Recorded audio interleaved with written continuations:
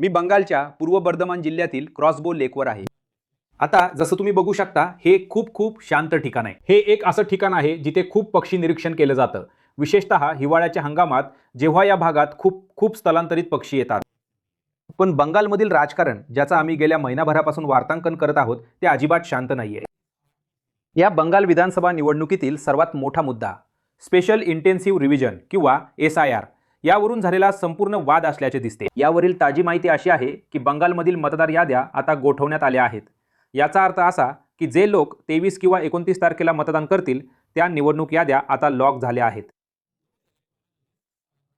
बंगालमधील न्यायनिर्णय प्रक्रियेनंतर ज्या लोकांची नावं अपात्र आढळली होती या सर्वांचं काय होणार हा एक वेगळाच प्रश्न आहे।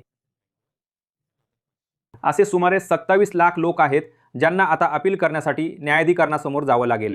पण आतापर्यंत या न्यायाधिकरणांनी खऱ्या अर्थाने काम करायला सुरुवात केलेली नाही आणि हे लोक फक्त ऑनलाईन अपील दाखल करू शकले आहेत। त्यांच्या अपीलांवर अजून सुनावणी झालेली नाही। याचा अर्थ असा की या निवडणुकीत ते नक्कीच मतदान करू शकणार नाही।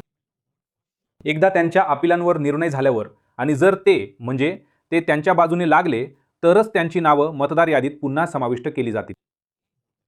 तर ही सध्याची जमिनीवरील परिस्थिती आहे। राजकारण ही एक वेगळीच कहाणी आहे। पंतप्रधान बंगालमध्ये सक्रियपणे प्रचार करत आहेत आणि ते म्हणाले की बंगालमधील घुसखोरीसाठी तृणमूल काँग्रेस जबाबदार आहे आणि त्यांच्या मते एकदा भाजप सरकार सत्तेत आले की ते त्या लोकांवर कारवाई करतील ज्यांनी त्यांच्या म्हणण्यानुसार या घुसखोरीला मदत केली आणि तिला प्रोत्साहन दिले। तृणमूल काँग्रेसनं हे फेटाळून लावले आहे आणि म्हटले आहे की भाजप भीती निर्माण करत आहे आणि भाजपवर निवडणूक आयोगाशी संगनमत करून ममता बॅनर्जी आणि TMCच्या मुख्य मतदार वर्गाला मतदानाच्या हक्कापासून वंचित ठेवून काढून घेण्याचा प्रयत्न केल्याचा आरोप केला आहे। हे संपूर्ण राजकारण मोठ्या स्वरूपात समोर आले आहे। दररोज तुम्हाला या प्रकरणाशी संबंधित काही ना काही ऐकायला मिळते। या सर्वांची एक मानवी किंमत आहे आणि त्याच कथा आहेत ज्यावर डिकोडर रिपोर्टिंग करत आहे।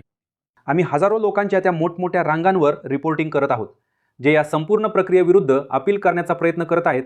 ते सर्व आम्हाला त्यांची कागदपत्रे दाखवत आहेत आणि सांगत आहेत की ते कसे अस्सल मतदार आहेत ज्यांना कोणत्याही खऱ्या कारणाशिवाय यादीतून काढून टाकले आहे। ते म्हणतात की या निवडणुकीत मतदान करण्याचा त्यांना हक्क आहे, जे मी आधी म्हटल्याप्रमाणे यावेळी कदाचित होणार नाही। पण ही परिस्थिती ज्या प्रकारे घडत आहे त्यामुळे ते सर्व व्यथित आहेत। आता साहजिकच निवडणूक आयोग जो येथील सर्वात मोठा हितधारक आहे, कारण तो निवडणूक आयोजित करत आहे, म्हणतो की त्यांना हे सुनिश्चित करायचे आहे की मतदानाचा खरा हक्क नसलेला कोणीही या निवडणुकीत मतदान करणार नाही आणि म्हणूनच ही संपूर्ण प्रक्रिया होत आहे। एक प्रश्न जो विचारला जाऊ शकतो तो हा आहे की राज्यात मतदान प्रक्रिया सुरू होण्यापूर्वी त्यांनी हे पूर्ण करायला हवे होते का? तसे घडले नाही। पण या सर्व कथा मी मतवा बालेकिल्ल्यातून रिपोर्ट केल्या आहेत।